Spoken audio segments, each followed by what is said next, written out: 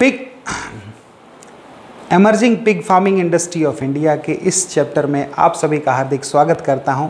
मैं सतीश अडवाणी, स्वास्तिक pig farm से। दोस्तों, इस चैप्टर में हम डॉक्टर रविंदर कुमार जी से जानेंगे, जो कि बिरसा एग्रीकल्चर यूनिवर्सिटी के प्रिंसिपल साइंटिस्ट हैं। उनसे हम जानेंगे कि पिगरी के कंस्ट्रक्शन को किस तरीके से बनाया जाना चाहिए। तो चलिए इस वीडियो को शुरू करते हैं।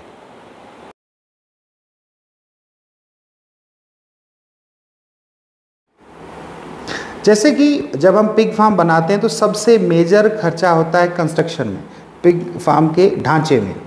तो सबसे पहले तो वो बताएं कि लोकेशन कौन सी होनी चाहिए, और हमारे इंडियन जो कानून है उसके अकॉर्डिंग गांव से या रिहायशी क्षेत्र से उसकी कितनी दूरी होनी चाहिए पिग फार्म की, और किन किन जो है परमिशंस की ज़रूरत पड़ती है अगर एक कॉमन इंसान पिग फार्मिंग करना चाहता है। तो ये पिग फार्मिंग अगर कोई करना चाहता है तो जो कंस्ट्रक्शन आप कर रहे हैं तो कोशिश करें कि जो आबादी है, मनुष्य की आबादी, उससे दूरी होना चाहिए। मुझे फिगर में बताएं आप कितनी दूरी हो। लगभग आप 1 किलोमीटर 2 किलोमीटर दूर हो तो ज़्यादा अच्छा है, क्योंकि अभी जैसे कि आपने पास में बना लिया, आधा किलोमीटर में बना लिया, फिर आपका पॉपुलेशन ग्रोथ हो गया, वहाँ पे घर बनने लगा, तो वो लोग ऑब्जेक्शन कर सकते हैं। तो इसलिए आप कोशिश करें कि बिल्कुल दूर हो, जहाँ 5 साल 10 साल तक आबादी नहीं आए, वैसी जगह पे इसका निर्माण करें, क्योंकि दूसरे लोग इसको ऑब्जेक्शन करते हैं। बहुत सारा ऐसा केसेस है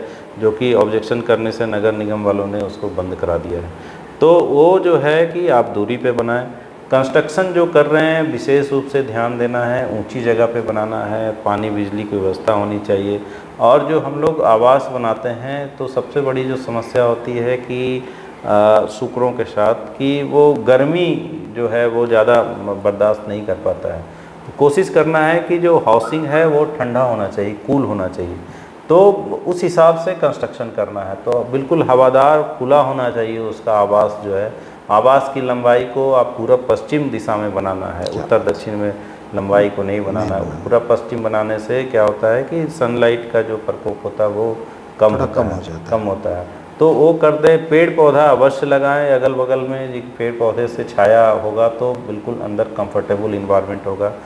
क्रॉस वेंटिलेशन होना बहुत ज़रूरी है, आप उसको करें। छत जो देते हैं, छत की ऊंचाई 8 से 10 फीट ऊंची होनी चाहिए, और छत ऐसे मटेरियल से बना हो कि अंदर जो है सनलाइट से अंदर से गर्मी कम आए।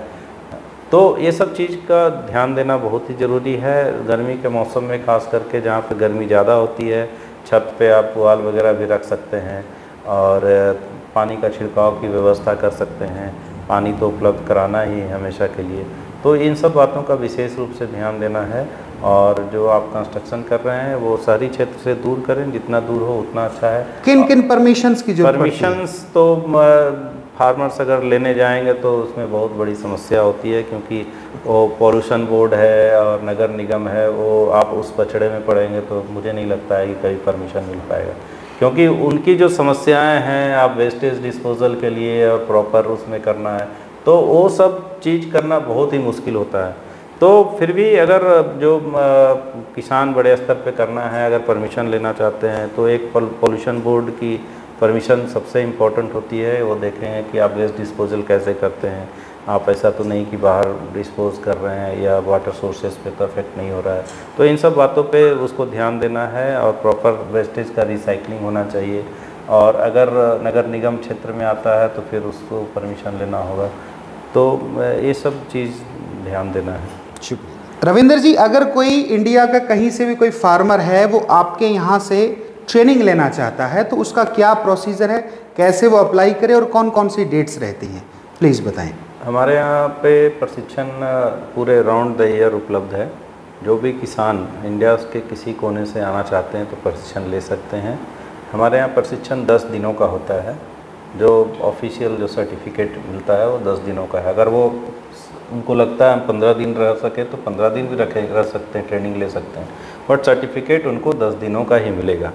तो 10 दिनों का जो ट्रेनिंग है वो हमारा प्रत्येक मंथ के पहली तारीख, 11वीं तारीख और 21वीं, ये इसमें शुरू होता है। 10 दिनों का प्रशिक्षण होता है। प्रशिक्षण के बाद उनको सर्टिफिकेट मिलता है। कॉस्ट भी ज़्यादा नहीं है ट्रेनिंग का, सिर्फ 1000 रुपये रजिस्ट्रेशन का कॉस्ट है जिसको पे करके हमारे जो फार्मर से प्रशिक्षण ले सकते हैं वैज्ञानिक तरीके से। ज़्यादातर हम जो प्रशिक्षण देते हैं वो प्रैक्टिकल एस्पेक्ट का देते हैं।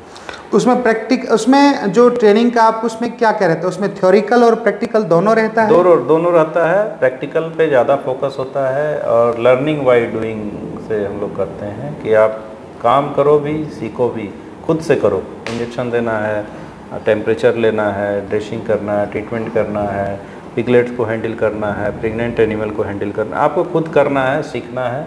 और 10 दिनों में लगभग ये सारे चीज़ कवर हो जाते हैं और जो हमारे किसान जो है वो ट्रेंड हो जाते हैं और वैज्ञानिक तरीके से प्रशिक्षण की जो बात करते हैं वो ले करके और फिर वो अपना फार्म में इसको अप्लाई कर सकते हैं।